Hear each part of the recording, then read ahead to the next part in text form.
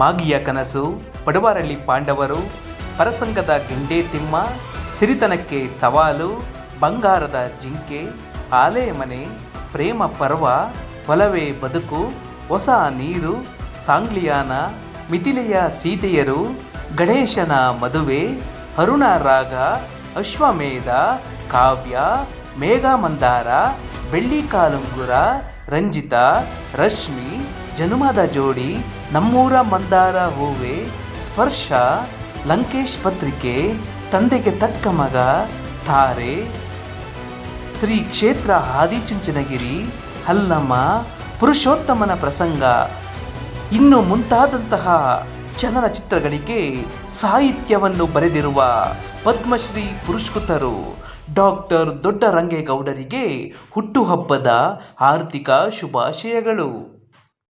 ಒಂದೇ ಮಾತರಂ. ಈ ದಿನ ನನ್ನ ಪ್ರೀತಿಯ ಗುರುಗಳು ನಮಗೆ ಸುಮಾರು ವರ್ಷಗಳಿಂದ ಆಶೀರ್ವಾದ ಮಾಡಿದ ನಮ್ಮ ಕನ್ನಡವನ್ನು, ಕನ್ನಡ ಸಾಹಿತ್ಯವನ್ನು, ನಮ್ಮ ಕನ್ನಡಿಗರನ್ನು ಬೆಳೆಸುವಲ್ಲಿ, ಆಶೀರ್ವಾದ ಮಾಡುವಲ್ಲಿ ಪ್ರಮುಖ ಪಾತ್ರ ವಹಿಸಿದಂಥ ನಮ್ಮ ಪ್ರೀತಿಯ ಗುರುಗಳು. ಅವರ ಆಶೀರ್ವಾದದಿಂದ ಇವತ್ತಿನ ದಿವಸ ನಮ್ಮ ಕರ್ನಾಟಕ ಯೂತ್ ವೆಲ್ಫೇರ್ ಅಸೋಸಿಯೇಷನ್ ಬಹಳ ಎತ್ತರ ಮಟ್ಟದಲ್ಲಿದೆ. 5,000 ಜನಕ್ಕೆ ನಾವು ಯೂತ್ ವೆಲ್ಫೇರ್ ಅಸೋಸಿಯೇಷನ್ನಿಂದ, ಕರ್ನಾಟಕ ಯೂತ್ ವೆಲ್ಫೇರ್ ಅಸೋಸಿಯೇಷನ್ನಿಂದ ಗೌರವ ಸಮರ್ಪಣೆ ಮಾಡಿದ್ದೀವಿ.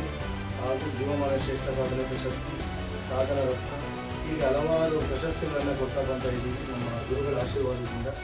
ಈ ಒಂದು ಸಂದರ್ಭದಲ್ಲಿ ನಮ್ಮ ಮಹಿಳಾ ಕಾರ್ಯದರ್ಶಿಯವರು ಶ್ರೀಮತಿ ಪುಷ್ಪವತಿ ಕೆಪಿರವರು ಹಾಗೂ ನಮ್ಮ ಶ್ರೀಮತಿ ಸರಸ್ವತಿ ಮೇಡಮ್ ಅವರಿದ್ದಾರೆ. ಇವತ್ತಿನ ದಿವಸ 100 ಕಾಲ ನಮ್ಮ ಆಯಸ್ಸನ್ನು ಆ ಭಗವಂತ ಅವರು ಕೊಟ್ಟು ಆ ಚಾಮುಂಡೇಶ್ವರಿ ತಾಯಿ ಕಾಪಾಡಬೇಕು.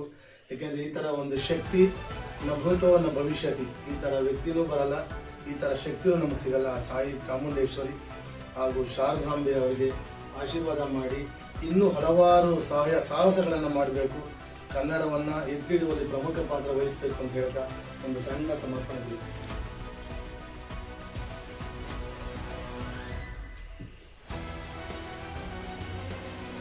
ಎಲ್ಲ ಒಂದೇ ಕುಟುಂಬ ತಾನೆ.